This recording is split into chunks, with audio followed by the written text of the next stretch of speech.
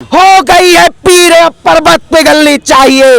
इस 5 राज्य के चुनाव से ये सरकार हिलनी चाहिए। पूरे देश को कंगाल करके अब चल रहे हैं कि अब की बार बंगाल को कंगाल करना चाहते हैं। पेट्रोलियम मंत्री कहते हैं जब मौसम बदलता है तब सिलेंडर के दाम बढ़ते हैं। माननीय प्रधानमंत्री नरेंद्र मोदी जी को जरा ले जाइए, चूड़ी पहना दीजिए कि आखिर आप मौन क्यों हैं। अब हिंदू मुस्लिम कार्ड नहीं चलेगा क्योंकि जनता ये जान चुकी है। जाकी रही भावना जैसी ताकि मूरत देखी तिन तैसी। सरकार कहती है कि देश में डबल इंजन की सरकार है, लेकिन दिल्ली में इस जनता ने दिखा दिया कि आपकी डबल इंजन की नहीं सरकार, आप अब सिंगल पे भी देश में नहीं चल पाएंगे। बिकाऊ मीडिया की बात करते हैं, मेनस्ट्रीम मीडिया, टीवी वाले मीडिया, बिकाऊ मीडिया, आप उसके रजत शर्मा की बात करते हैं और वही जो कल आज तक अंजना ओम कश्यप कहती है अचार से समाचार नहीं बनता है, आज तक से समाचार बनता है। नमस्कार, मैं दानिश अंजार और आप देख रहे हैं पीआरबी। अभी हमारे साथ बातचीत करने के लिए सरवण पांडे मौजूद है, जिनसे हम बातचीत करेंगे। लगातार इनकी नज़र जो है, इनका दौरा जो है बंगाल के लिए जारी है। आपसे सीधे कैसे देखते हैं आप, तो किसान गाजीपुर में भी डटे हुए थे, कैसे चुनाव को देख रहे हैं और क्या कुछ यहाँ पे किसानों से मिले तो क्या कुछ प्रभाव रहा बताएं। देखिए, आज जो दिल्ली में आंदोलन चल रहा है, किसान आंदोलन का 7वां दिन आज पूरा हो रहा है। बंगाल की इस पावन धरती से, मुर्शिदाबाद से मैं ये कहना चाहता हूँ, ये जो सत्ता में बैठी सरकार है, नरेंद्र मोदी सरकार है, ये न किसानों की बात करती है, न युवाओं की बात करती है और न ही देश के हित की बात करती है। ये सिर्फ और सिर्फ किसान आंदोलन का प्रभाव पड़ेगा इस चुनाव पे बात करें। देखिए, हमने यहाँ के किसानों से भी बात की। यहाँ के जो किसान लोग कह रहे हैं कि उनको रोटी, कपड़ा और मकान चाहिए, क्योंकि ये सरकार न रोटी की बात करती है, न कपड़ा की बात करती है और न मकान की बात करती है। ये सिर्फ और सिर्फ चुनाव की बात करती है, क्योंकि जुमलेबाजी लोग अगर सत्ता में बैठे हुए हैं, वो सत्ता में बैठे हैं तो उनको सत्ता में बैठने का अधिकार नहीं है, क्योंकि तानाशाह का हथियार गोपनीयता होती है, लेकिन लोकतंत्र का हथियार जो है वो खुलापन होता है और ये देश की जनता का खुलापन है। इस सरकार के खिलाफ ये बंगाल की जनता इसको झुकाने का काम करेगी। मुट्ठी भर किसान कहे जाते हैं जो आंदोलन करे, बाकी जो किसान है वो तो बिल से खुश नजर आ रहे हैं। अब मुट्ठी भर किसान आप कह रहे होंगे, आप कह रहे हैं या इनके ये पत्रकार महोदय कौन कह रहे हैं? इनकी स्मृति ईरानी जी कहती हैं कि ये खिलेगा तो कमल ही बंगाल। अरे खिलेगा कमल ही, मैं तो कहता हूँ बंगाल से ये जरा स्मृति ईरानी जी आप चूड़ी जरा पहुंचवा दीजिए, चूड़ी ले जाके पहना दीजिए और अगर समय आया तो हम बंगाल से घुंघरू पहना के नचाएंगे भी, क्योंकि वक्त देश के किसानों का है और नौजवानों का है। इसीलिए अगर ये सरकार हमारे ऊपर जुल्म करेगी तो ये देश की जनता वो जुल्म को नहीं सहेगी। कह रहे, वो तो कह रहे हैं कि आपकी आय दुगनी हो जाएगी, आपके भलाई के लिए कानून है, फिर आप जुल्म कैसे कर दीजिएगा? देखिए, आय उनकी दुगनी हो रही है, उनके सांसद विधायक जो लोग बैठे हुए हैं उनकी आय दुगनी हो रही है, ना कि देश की जनता की आय दुगनी हो रही है। आज देश में महंगाई दर इतनी तेजी से बढ़ रहा है, किसानों की आत्महत्याएं, एनसीआरबी की रिपोर्ट कहती है कि प्रतिदिन 10 के आसपास किसान आत्महत्या करते हैं। अरे ये तो सिर्फ और सिर्फ जुमलेबाजी और ये बेरोजगार बंद करने की सरकार है। अब देश का युवा कितना बेरोजगार है पत्रकार महोदय, जरा आप भी नरेंद्र मोदी से पूछ के आइए कभी। लेकिन एक तरफ किसान जो है वो महापंचायत कर रहा है, तमाम भीड़ आ रही है, एक तरफ जो प्रधानमंत्री मोदी है वो बंगाल आ रहे हैं, तो उसमें उनकी रैली भी होने वाली है 7 को कल।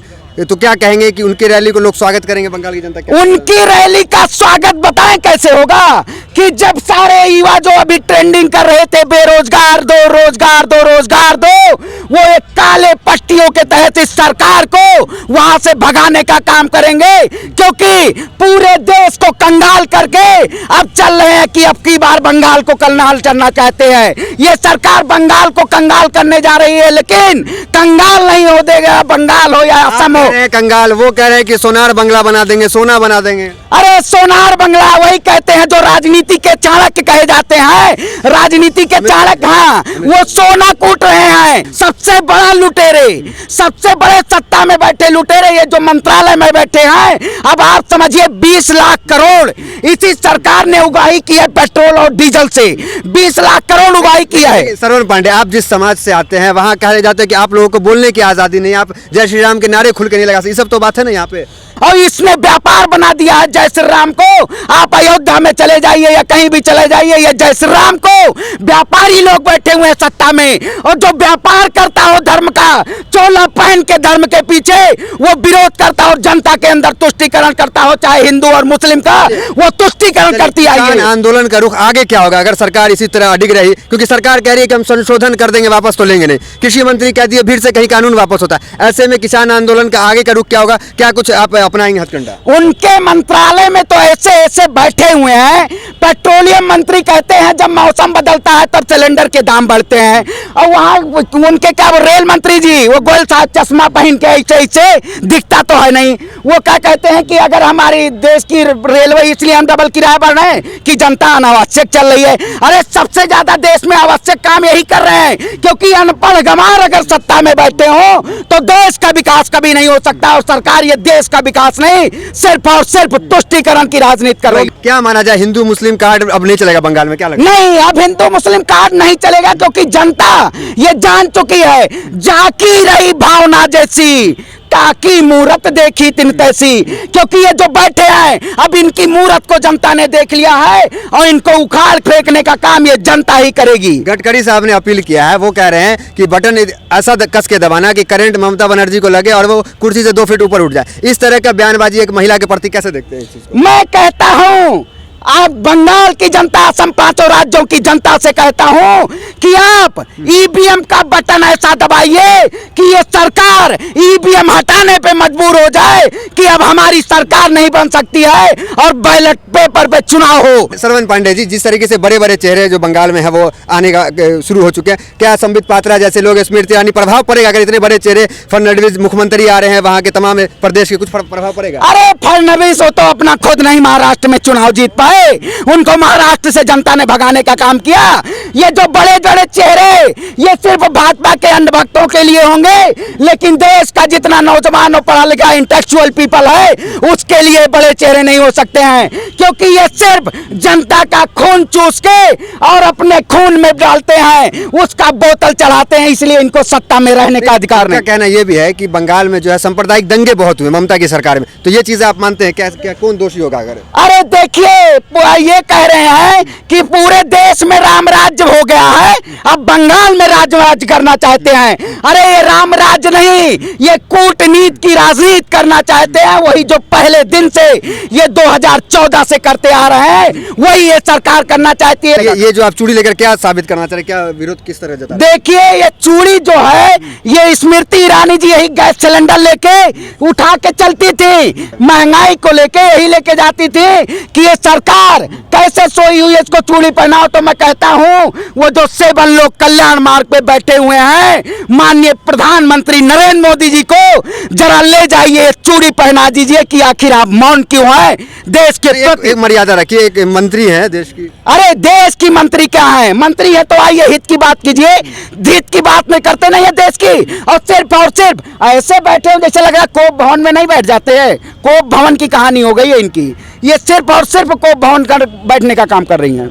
तो क्या किसान जो है वो आएगा बंगाल और इस तरह से मतलब प्रभाव पड़ेगा कुछ क्योंकि पंजाब में प्रभाव देखने को मिला, एमसीडी के चुनाव हुए, यहाँ दिल्ली में प्रभाव सुपरा साफ हो गया बीजेपी का, तो क्या बंगाल में प्रभाव पड़ेगा? देखिए, ये सरकार कहती है कि देश में डबल इंजन की सरकार है, लेकिन दिल्ली में इस जनता ने दिखा दिया कि आपकी डबल इंजन की नहीं सरकार, आप अब सिंगल पे भी देश में नहीं चल पाएंगे और नहीं चलेगी। ये बंगाल में भी चुनाव हारेंगे, असम में भी चुनाव हारेंगे और वापस दिल्ली भेजेगी इनको जनता, क्योंकि गुमराह नहीं हो सकते हैं। हो गई है पीर पर्वत पिघलनी चाहिए, इस 5 राज्य के चुनाव से ये सरकार हिलनी चाहिए, ये सरकार हिलनी चाहिए और देश की जनता हिला देगी। आप कह रहे हैं सरकार हिलनी चाहिए और प्रधानमंत्री मोदी धराधर 20 रैली कर रहे हैं, कहा जा रहा है कि वो अपनी तमाम रैली का रिकॉर्ड तोड़ रहे हैं, तो ये तो एक चुनौती साबित हो जाएगा। एक अकेली ममता और प्रधानमंत्री अमित शाह 50 रैली कर रहे हैं। देखिए, एक जिसके अंदर ताकत होती है वो अकेले लड़ती है और ममता दीदी अकेले चुनाव लड़ रही हैं।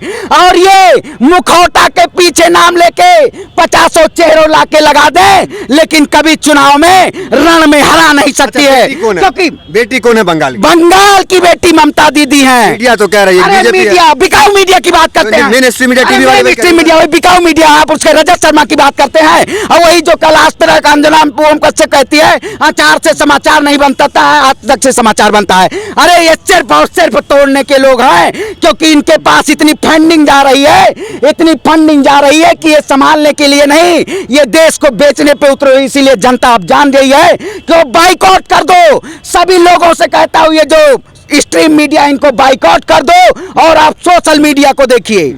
मतलब अब नफरत नहीं चलेगा और जो हिंदू मुस्लिम कार्ड है वो अब नहीं चलेगा, ये कहना चाह रहे थे आप? नहीं नहीं, अब नहीं चलेगा, क्योंकि गुलाम इक्का बादशाह अब ये साथ है, और ये तुम्हारी हिंदू मुस्लिम हो या सिख ईसाई को लड़ाने की ये कभी नहीं साजिशें पूरी हो सकती। आंदोलन जो है वो कहीं ना कहीं ये जो चीज़ें हैं इनको चाहे हिंदू हो मुसलमान है एक कर दिए। और देखना दिलचस्प होगा, क्योंकि किसान जो है जिसकी क्षमता देश की दिशा और दशा दोनों तय करने की होती है, वो क्या प्रभाव पड़ता है बंगाल में। सबकी निगाहें बंगाल में। हमने अभी सरवन पांडे से बातचीत की। तो फिलहाल वीडियो में इतना ही। तो अगले वीडियो से मिलते हैं, बने रहिए हमारे साथ। धन्यवाद।